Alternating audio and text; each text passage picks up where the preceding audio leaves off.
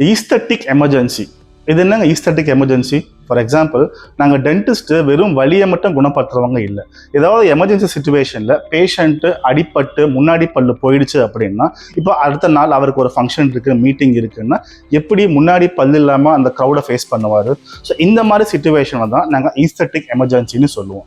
So இந்த பிக்சரை பார்த்தீங்கன்னா தெரியும், பேஷண்ட் கீழே விழுந்து முன்னாடி பல்லு உடஞ்சிடுச்சு, கொஞ்சம் ப்ளீடிங்கும் இருக்குது. பட் அடுத்த நாள் அவர் ஒரு ஃபங்க்ஷனை அட்டன் பண்ணி ஆகணும். இந்த மாதிரி உடஞ்ச பல்லு இருக்கும் பட்சத்தில் நாங்கள் அந்த பல்லோட சேம் கலரில் காம்போசிட்டுங்கிற முறையில் உடனே பண்ணித்தர முடியும். ஸோ இந்த மாதிரி ஒரு சிச்சுவேஷனில் அவருக்கு ஃபர்ஸ்ட் எய்ட் கொடுத்துட்டு பல்லோட பழைய ஷேப் அண்ட் கலருக்கு கொண்டு வரது தான் ஈஸ்தட்டிக் எமர்ஜென்சி. ஸோ இந்த மாதிரி ஒரு பேஷண்ட்டு தான் நம்மளுக்கு கிட்ட வந்தாருங்க.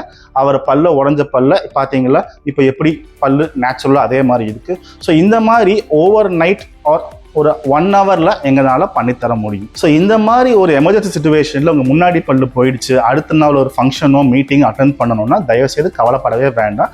இப்போ நிறைய அட்வான்ஸ் டெக்னாலஜி வந்துடுச்சு. இமீடியட்டாக உங்களுடைய பழைய ஸ்மைலை கண்டிப்பாக திரும்ப கொண்டு வர முடியும்.